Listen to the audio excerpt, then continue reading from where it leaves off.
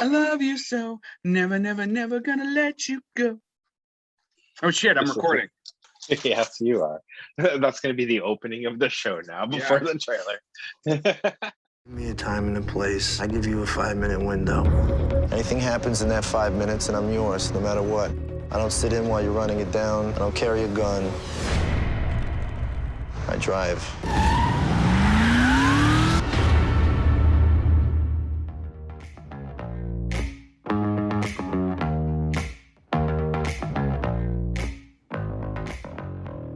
On this show, we're discussing a film about a jack of all trades who's only going to give you about 5 minutes of his time.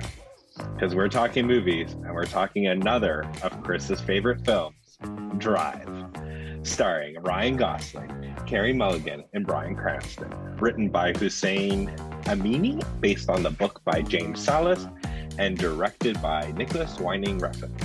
Hey, you want a toothpick? Shittiest quotes. I'm going to call you Shitty Quote Scott. But before I say that, you know the story about the scorpion and the frog? Your friend Nino didn't make it across the river. Oh, that was the shittiest quote. Boo you, Scott.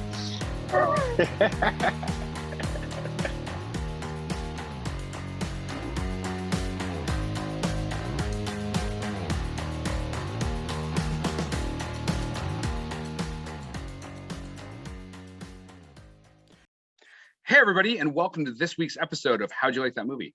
Tonight we're talking about Drive from 2011 by Danish director Nicolas Winding Refn, a Neon-Noir fucking masterpiece. Scott, take us away.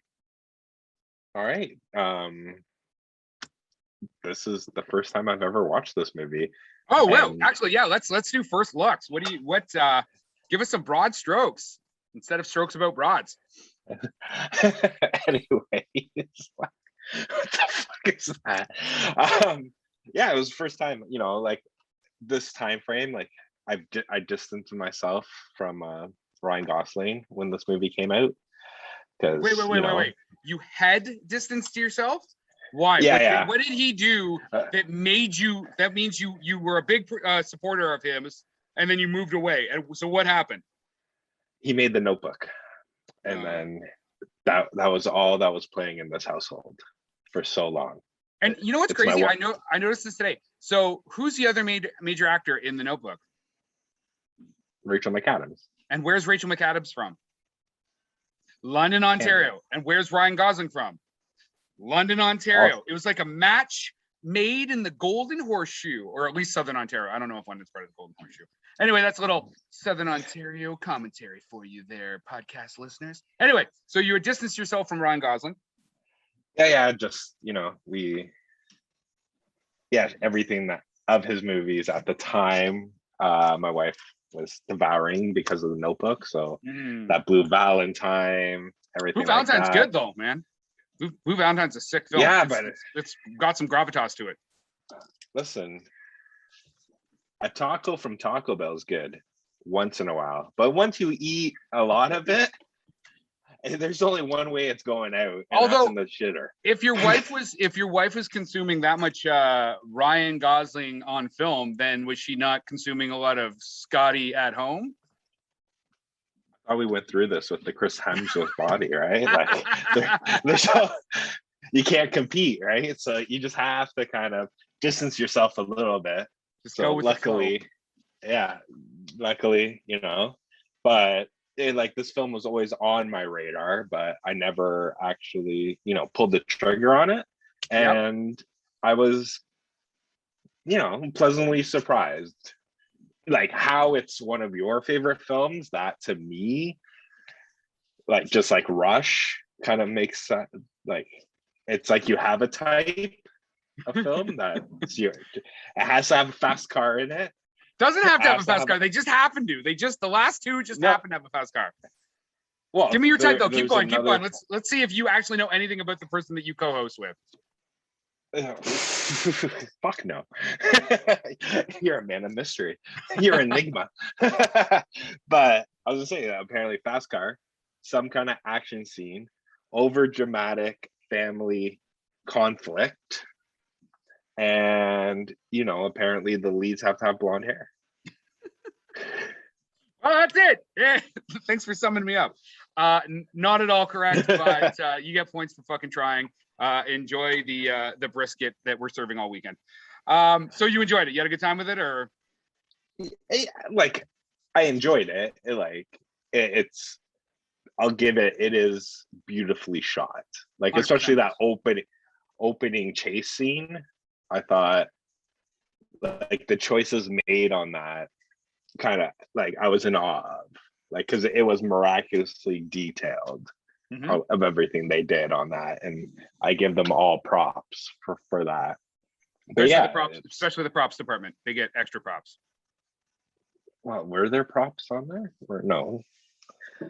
But anyways, no, I want to hear you more, like, kind of like whack this off, being like, what makes this one of your top 5 favorite movies?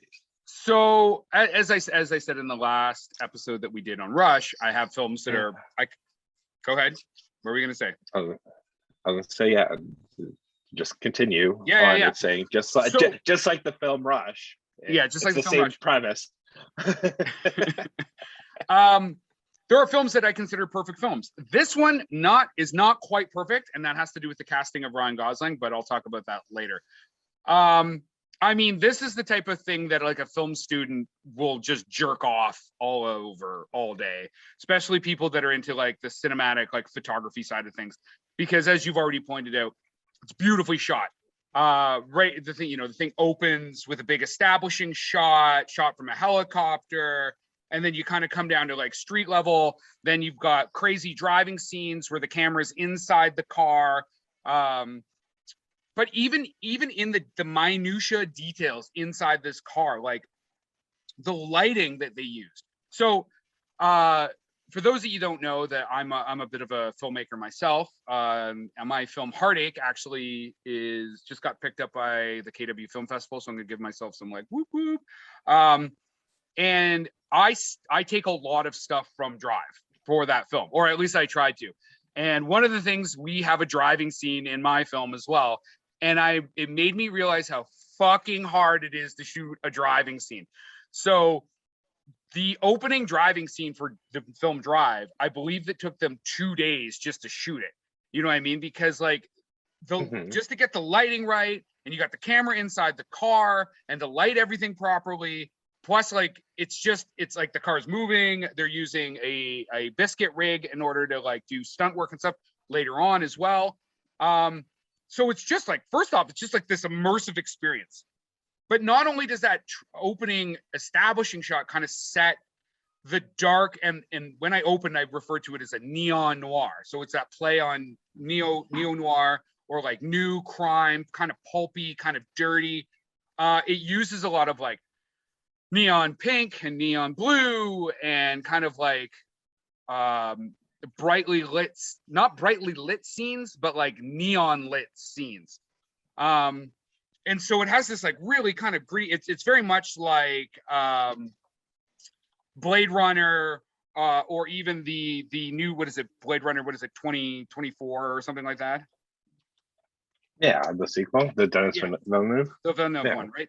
So you've got all this beautiful aesthetic going on, and you have this, like, pumping, kind of synth wavy, unresolved tension track, like, going on in this like pulse, like, and then just, like, this car chase, like, yeah, it's beautiful to watch. It's beautiful to listen to. It keeps you on the edge of your seat, and that's just, like, the opening scene. So I'll stop there and let you push back a bit. Yeah, well, it's not really pushing back, and I think, yeah, like again, this being my first time watching it, I thought what this film was going to be after watching that scene never to me hit that crescendo again. Okay. Like if I had it in my mind, it was going to be one kind of film, and it turned into something else. Plot wise, narrative wise, that it still gained my attention, but I think, like, for me, you know what I know you're saying neo-noir and everything like that, but do you know what? Neon-Noir. Shut the fuck up. It's not even a fucking thing. Okay. Yeah, all of a Anyway, sudden keep going. Neo-noir is, but neon-noir is not. I can make up words too. It's a humbuscus. But this remind me way more of a Western than anything, right? Like Gosling was pretty much like the man with no name. Yeah. He came into town. Like when you start hearing, and that was the one thing I appreciated, like all the backstory and everything was done through dialogue, through narrative. It wasn't force fed.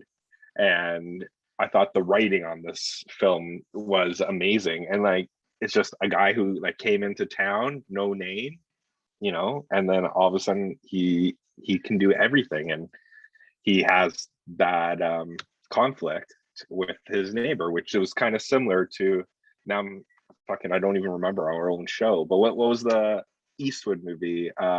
Was a man with no name. Which one was the one we did? A few more dollars. The Fistful of Dollars. Fistful of Dollars. Yeah, like, by Sergio Leone. It's technically that plot, but now and there's another LA. And so yeah, I've seen that reference as well to Clint Eastwood's character. Plus, I mean, what is it? The like 1960s Western Shane, the same thing, right? Kind of like a gunslinger, doesn't speak very much, comes in and like does good and then rides off, right? Yeah, and that was the thing, like doing research for this film, like this film was rewritten a lot. Yeah, it like, was. His like Gosling's character, who is Driver, him and Carey Mulligan actually had a shit ton of dialogue together, but then they decided while shooting to kind of change it up and kind of make him this man with few words. And most of their scenes, they only say like 2 or 3 words to each other each scene, right? Sure. Everything's just intense looking at them. Well, the cast members and the screenwriter, they lived with Winding Refn in his home while they were filming. So they would film all day, work on the script, and then drive around at night and find like locations or whatever. And while they were doing that, him and Gosling actually kept removing dialogue. Like they actually cut it. It comes back to what we've talked about with Del Toro, with the idea of like less is more. Do it with the acting. And like I said, I've always had an issue with the fact that Ryan Gosling's in this film until I did some of them. Well, I still think I would have cast different people. Well, he wasn't the first choice, but I think he did an amazing job. Without the casting of Ryan Gosling, you don't get Winding Refn, because he picked Winding Refn to actually direct this film. So basically the film that I love is because Ryan Gosling got attached to it early when they still had the option on the script, and then he went and chose the director that made it the film that it is. Just on the topic of casting, I think everybody's cast really well. I would like to actually have seen just two, I took a couple notes on who I'd like to see. Adam Driver or Ben Foster, I think would have been better as the driver. Ryan Gosling's just, he has that ability to not do any emoting and show any emotion. He's too pretty for the role.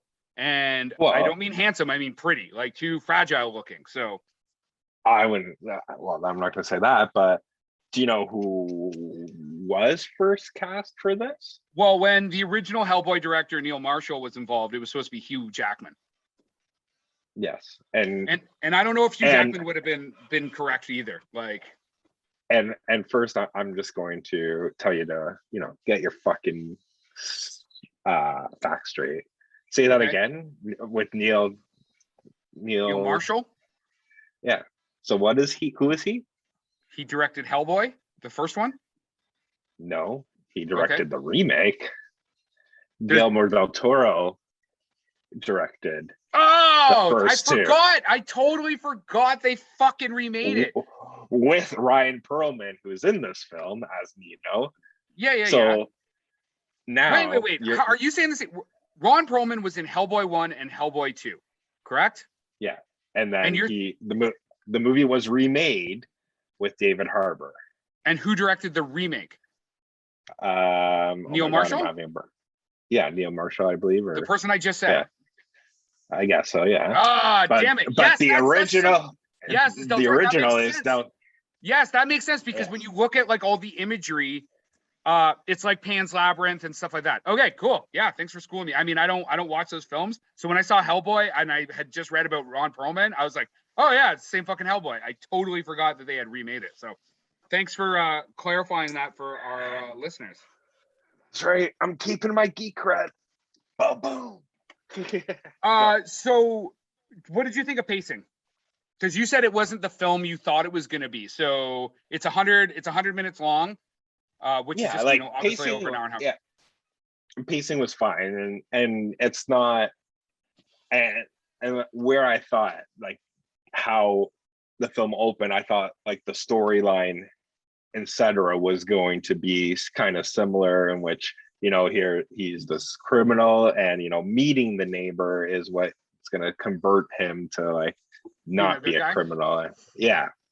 And then just finding out like how, because I don't want to spoil it either, because it is a fun ride, and don't get me wrong, but I think like I was more entrenched with all the crime stuff than I was the drama with the romance stuff between him and Carey Mulligan, right? Sure.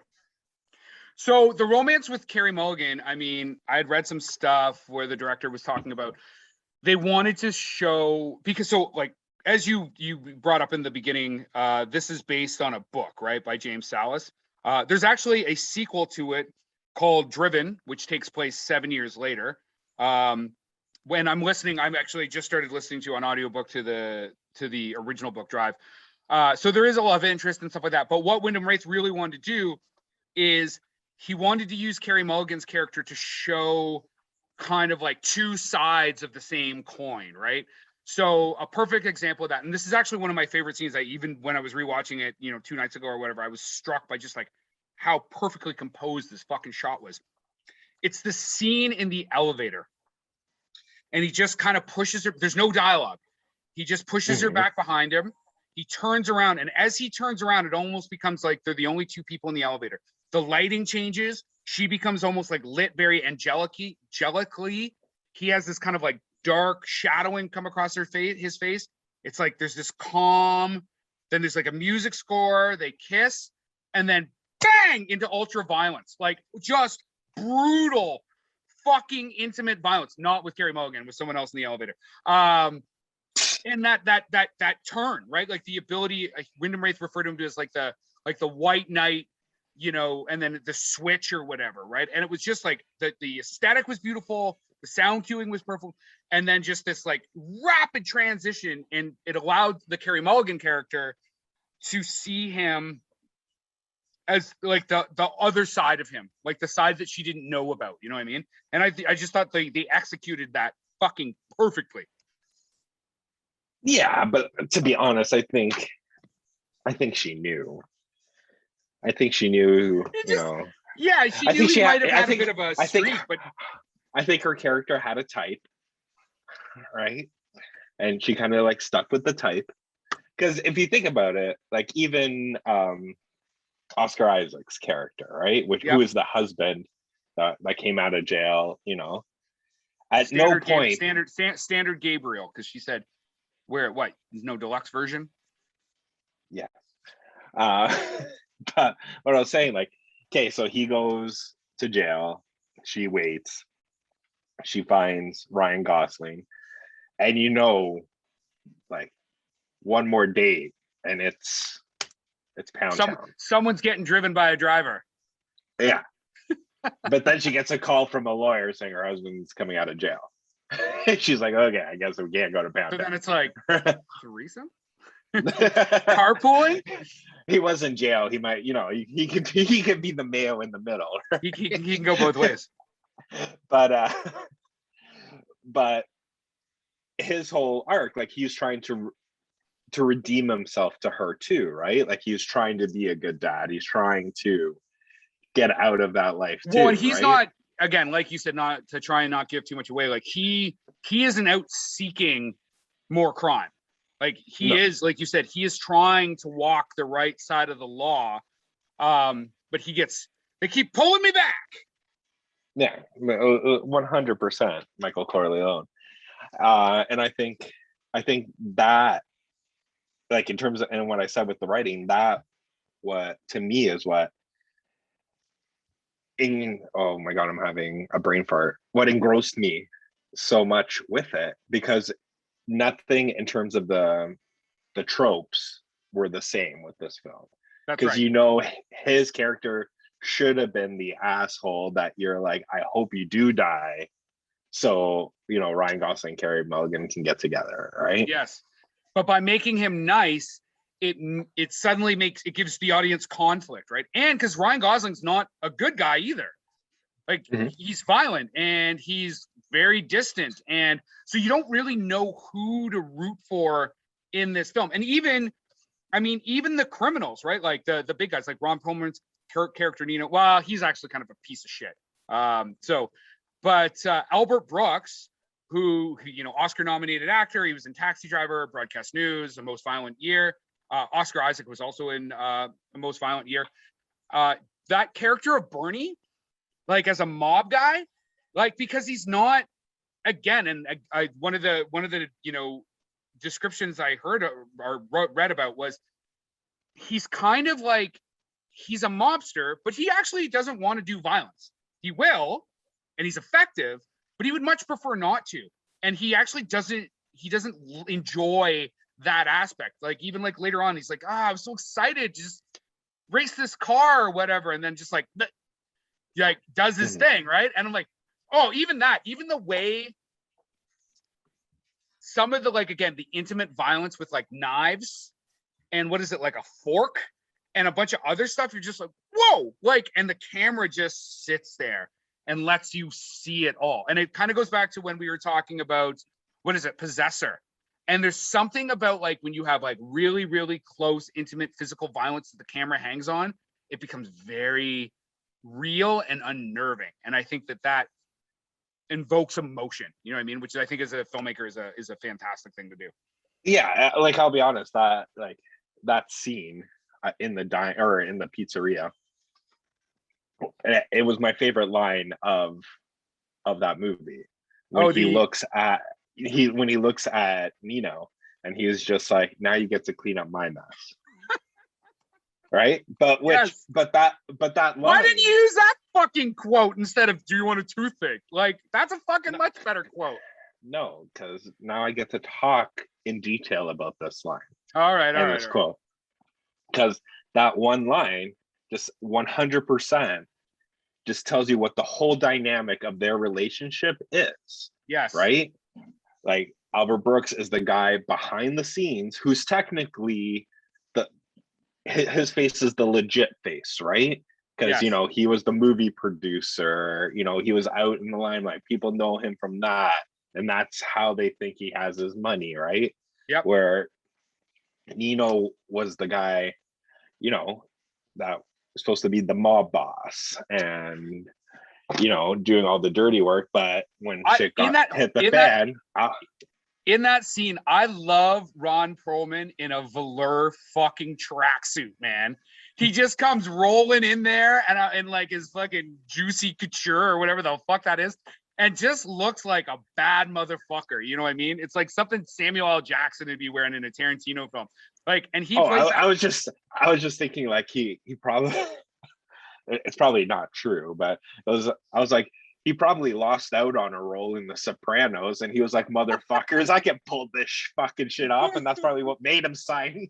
He's like, there's this indie movie, you're gonna be like a mob boss. He's like, I'm wearing a fucking yeah, that's what I'm wearing. I'm writing that shit into my fucking contract or whatever.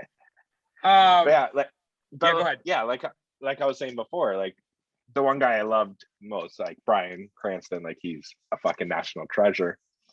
But because of how we were discussing before, like, them removing so much dialogue from Gosling's character, that actually boosted Cranston's character, and a lot of his stuff was improvised on the scene because he felt that somebody needed to talk, right? Yeah.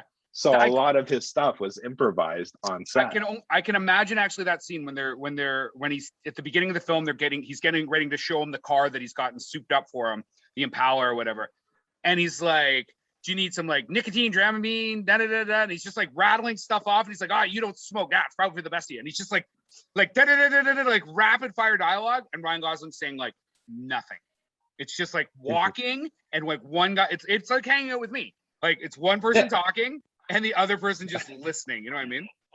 Just kind of timing. It's like jump rope, right? You kind of just got to time myself to get in so I can actually talk, right? Be like, oh no, I can't go now. But, so yeah, like, go ahead.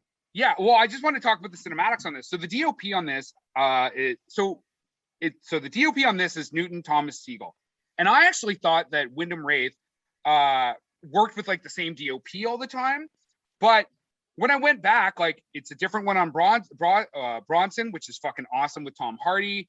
He did Valhalla Rising with Mads Mikkelsen, different guy. And then I thought for sure Neon Demon with Elle Fanning and Christina Hendricks. Like they've got very similar aesthetics, totally different DOP. So some of this like neon shit is Winding Refn like wanting the shot composed that way. Anyway, so Thomas Siegel got a BAFTA nod. He worked on Pump Up the Volume, The Usual Suspects. So he's worked on like most of Singer's stuff, I think, because I've got Usual Suspects, all the X-Men, Valkyrie, Bohemian Rhapsody. I didn't even write down everything that Singer did that he worked on. He just worked on The Five Bloods. And remember Cherry? We did the show on Cherry and we were talking about how like, this is like somebody let a DOP just do whatever the fuck they wanted. Well, he was the fucking DOP on that. You know what I mean? Yes. But I was going to interject when you started interjecting all the Singer movies. I'm like, this guy probably doesn't want you to say all those movies now either. He's like, no, I got Cherry. I got this one in Cherry. Yeah. Yeah, fair enough. Sorry, man. Unfortunately, we're tying you to that and the fucking Weinstein Corporation. You know what I mean? So, but in terms of scenes, like for me, after watching it, the two scenes that stayed with me the most were the diner scene, the one with the with Albert Brooks, and the hotel scene with Christina Hendricks. Like that was like how they built up the suspense in that scene. Yeah, like was amazing, right? Having him first like realize like something's up, and then putting on those gloves, and then like, you know, he strikes her. Does, yeah, he strikes her. Then he was like, okay, he does this spiel. She fucking believes him, and then the way that scene ends with the two Nino guys and her head, I was like, holy fuck, right? That was like straight Dawn of the Dead, like George A. Romano and a fucking watermelon or whatever the fuck they used to do it, right? Because it was all same thing, like, and it just seemed like it was all one shot, right? Yeah, like one take, like basically like no cutting away, right? Like the camera's kind of moving around the space. Yeah, that was a fantastic shot. Do you know that Christina Hendricks originally, so and you know, I mean, everybody must know her because she's got like 7 Emmy nods for her work on Mad Men, she's fantastic on Mad Men. She's also in the Neon Demon that Winding Refn does after this. Winding Refn originally was auditioning porn stars for that role, and then when he actually like got a chance to spend some time with Christina Hendricks and talk with her and stuff, he was like, oh yeah, you're gonna be perfect because you can actually do the acting. He wanted kind of like that really curvy aesthetic, but he was having trouble finding like an actor that looked like that. And then so like, I mean, she's a perfect fit. But another shot that I really like is when Ryan Gosling puts on his mask from the movie set, and it's framed. He's looking into the pizzeria, and so the audience is looking outside to him walking from the car up against the window, and then it's like all his head is like squarely framed, and it's a very odd looking non-expressioned, you know, rubber mask, and it's just kind of sitting there framed out by this window or whatever. I'm just like, fuck, that's a beautiful shot. Like there's so many times in this film where you're just like, god damn, that's a fucking beautiful fucking piece of cinematics, you know what I mean? No, I agree. That is a beautiful shot. At no point does it move the narrative forward, and it more makes more plot holes than anything. Because you're telling me he got out of it, he put on his mask, got out of his car, walked slowly to the window, to the door, literally stared at all the mobsters and their mistresses having a great old time for 2 to 3 minutes, and then decided to walk back into the car so he can wait for Nino to get out. Fair enough. It was more like he was like, fuck, what's taking these fuckers so long? Went up to the window to see, like, fuck, we're gonna be here a while. It's very similar to when we talked about David Lynch, right? The idea of sometimes the cinematics serve the story, and sometimes the story serves the cinematics, right? And I think, unlike Lynch, where I think the former is primary, where he's just like, I want to show some shit, and I'll make a story that makes that happen. This kind of moves back and forth. It's very arty. I mean, so my quote for this week is from Claudia Pugh from the USA Today, and she says, "The look is artfully stylized, influenced by classic film noir. The mood is dark, the performance is nuanced, and the story unnervingly exciting." And I'm like, yeah, 100%. It's fast. It's not fast paced, but it's got energy. You know what I mean? Mm-hmm. Yeah, no, it does, right? Like, I know they stated there won't be a sequel to this film, which now you're telling me there is in the book series, but it is one of those things that it does kind of end perfectly. It's similar to like Mad Max, right? Where Yes. he comes in, he interjects in these people's lives, and then just leaves, right? And then he's gone. And then if you do pick up the story again, it's not linear. It's just some other time. Like, pick any Mad Max movie, and they basically don't really line up with each other. You know what I mean? No, exactly, right? So I think what they had here worked very well, and I think it would be, kind of a travesty if they were to make a sequel to this film, because I think sometimes one and done is perfectly what you need. Boondock Just Saints. a one and Boondock done. Saints is a perfect fucking example of that. Boondock Saints. No, but they made a sequel to that. That's so what I it mean, doesn't count. and that But should it not does- have happened. It's fucking travesty. But now it's not a one and done, because it is Boondock Saints and Boondock Saints 2. No, so I'm saying, as an example of what you said, I agree with you that stopping at one and done, you have this great film, stop there. That's why I said, like, maybe don't redo Jaws. Remember? We had that conversation. Yeah, but there's sequels to Jaws, so you might as well. Yeah, I guess that doesn't work. Once the Pandora box is open, then it's no longer a one and done, right? That's the thing, right? You gotta find a one and done.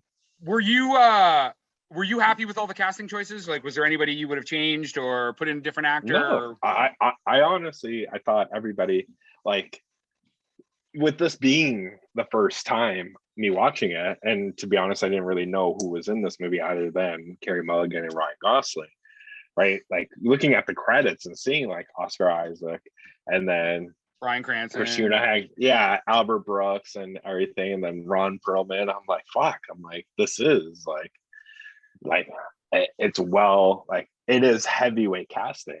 Like, I think even though at the time this film came out, I was divorced from Ryan Gosling, but like we've made up now. Like, he made Nice Guys, and I think Nice Guys is another perfect example of a nice one and done. Yeah. Which he's awesome in, and I think he is an amazing actor. And I think you're just jealous that he has more hair than you. So, for example, I like him in The Big Short. I think that he's awesome in that. He's good at playing certain roles. I just don't like to see him try and play a tough guy. Even in Blade Runner and it's 2049, I get it. They're trying to use the same kind of character. The idea that because he's what are they called? The replicon or whatever. Replicant. No emotion. Replicant. But he's too, like, think of Harrison Ford. And again, depending on what your perspective is, whether he's a replicant or not. The point is that Harrison Ford always has that kind of like surliness to him. Ryan Gosling doesn't have that. Although I do want to check out Only God Forgives, which is another Winding Refn Refn film that's shot in like Thailand. And supposedly like Ryan Gosling's like had to take a bunch of like Thai boxing training and shit like that. So, and Christina Hendricks is in that. No, not Christina Hendricks. Anyway, I can't remember who else is in that film. But it looks good. It's got that kind of neon aesthetic to it as well. So, I mean, I want to check that out. Yeah. Otherwise, I mean, I think other than Gosling, I think the casting was great. That's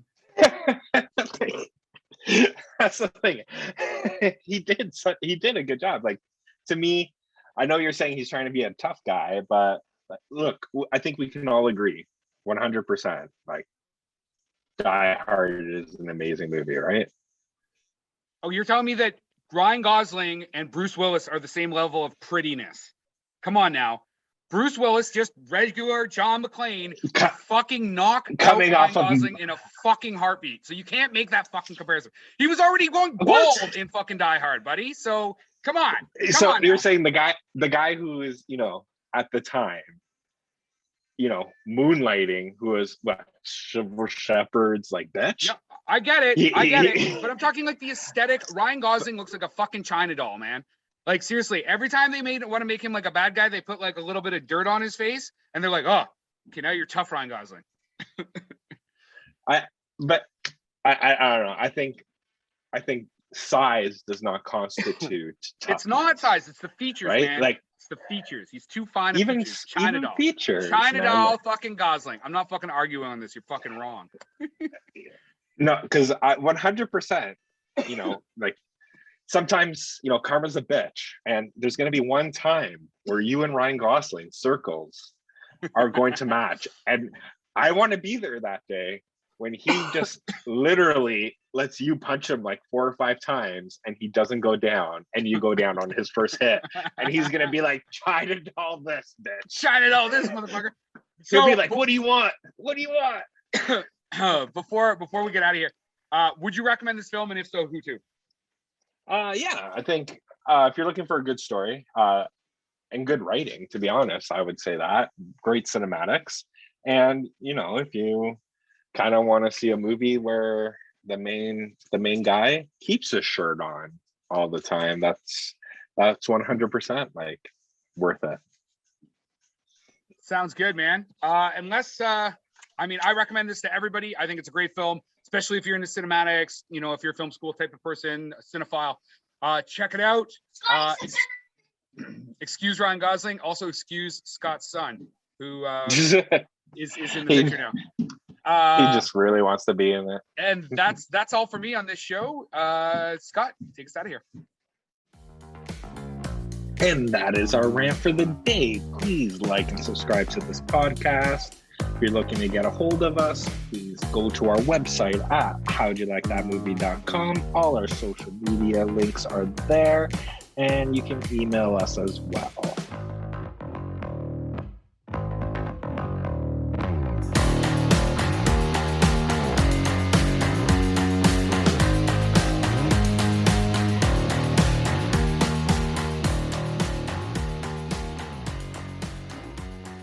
Do you know where it landed for the year in 2001 for total box office? Wasn't it like what number? 4th or something like that?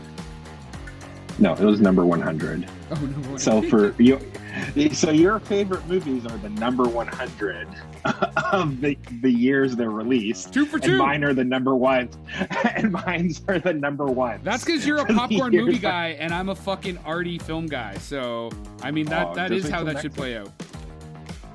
Just wait till next week.